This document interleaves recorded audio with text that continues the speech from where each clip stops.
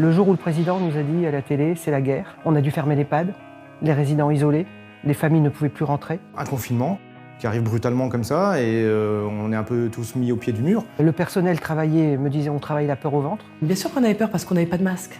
Alors non seulement on n'avait pas de masque, mais on nous interdisait d'en porter. Je me suis dit, si on s'arrête maintenant, on s'arrêtera pour tout finalement. Donc vous êtes là pour le service public, pour l'usager, pour les personnes. Parce que quand on a fermé les écoles, il faut savoir qu'il y a des enfants qui mangeaient plus le midi.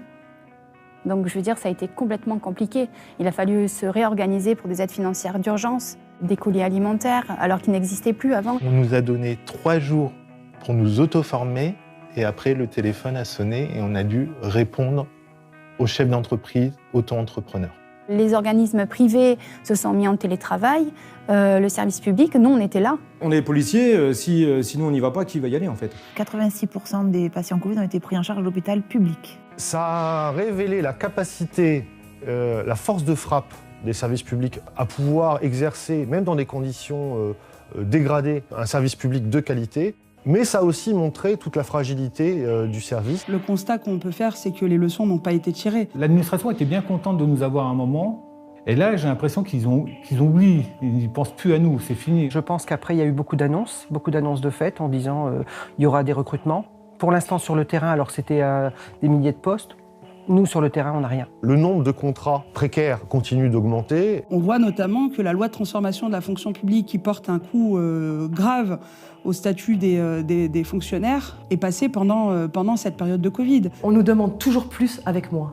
Même en temps ordinaire, en dehors de crise épidémique, pendant l'hiver, on est sur nos départements une centaine de classes non remplacées, quoi.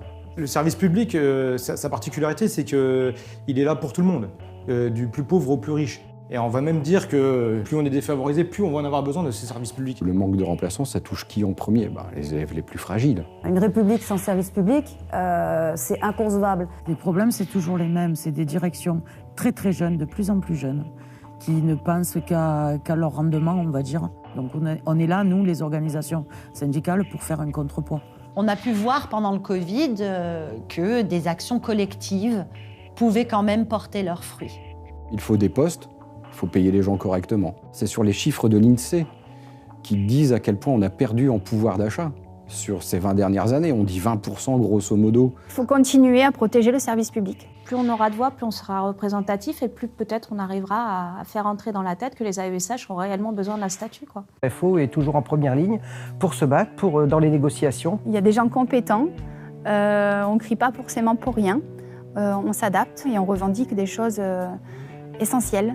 Pour moi, FO, c'est le seul syndicat qui va être libre et indépendant.